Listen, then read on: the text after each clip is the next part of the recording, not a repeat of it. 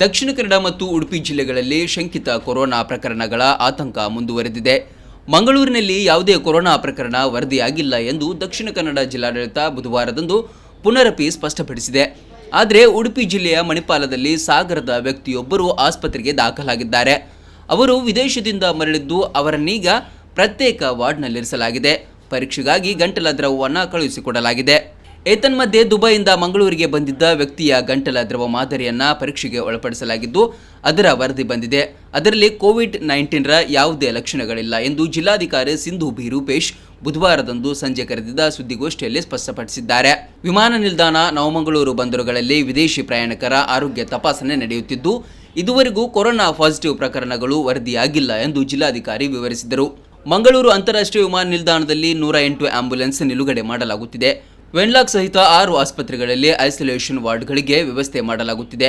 ಜಿಲ್ಲಾಧಿಕಾರಿ ಕಚೇರಿಯಲ್ಲಿ ನಿಯಂತ್ರಣ ಕೊಠಡಿ ತೆರೆಯಲಾಗಿದೆ ಎಂದು ಸಿಂಧು ಬಿ ರೂಪೇಶ್ ತಿಳಿಸಿದರು. ಇದುವರೆಗೆ 10 ಮಂದಿಯ ಗಂಟಲ ದ್ರವ ಮಾದರಿ ಸಂಗ್ರಹಿಸಲಾಗಿದ್ದು 7 ವರದಿಗಳು ಬಂದಿದ್ದು ಅವೆಲ್ಲ ನೆಗೆಟಿವ್ ಆಗಿವೆ. ಇನ್ನು 3 ಮಂದಿಯ ವರದಿಗಾಗಿ ಕಾಯಲಾಗುತ್ತಿದೆ ಎಂದು ಜಿಲ್ಲಾಧಿಕಾರಿ ಹೇಳಿದ್ದಾರೆ.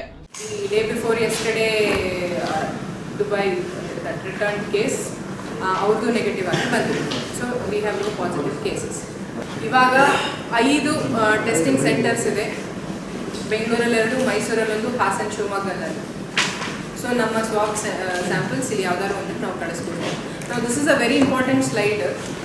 ನಮ್ಮ ಅಬ್ರಾಡ್ ಟ್ರಾವೆಲರ್ಸ್ ಈಗ ನಮ್ಗೆ NMPTಲಿ ಬರ್ತಾರೆ, ಇಲ್ಲ ಏರ್ಪೋರ್ಟಲ್ಲಿ ಬರ್ತಾರೆ.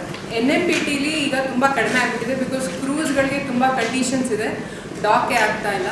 ಸೊ ಅಲ್ಲಿ ಬರೋವಂಥ ಹೊರಗಿಂದ ಬರೋವಂಥ ಪ್ಯಾಸೆಂಜರ್ಸ್ ಅಂದರೆ ಅವ್ರು mostly crew members of a good ship ಆಗಿರ್ತಾರೆ.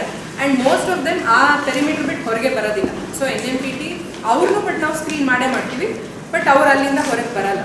ಏರ್ಪೋರ್ಟಿಂದ ಬರೋದ್ರದ್ದು ಈಸ್ ಇಂಪಾರ್ಟೆಂಟ್ ಫಾರ್ ಅಸ್. ಅಲ್ಲಿ ಪ್ರತಿಯೊಬ್ಬ ಟ್ರಾವೆಲರು ಸ್ಕ್ರೀನ್ ಆಗ್ತಾರೆ.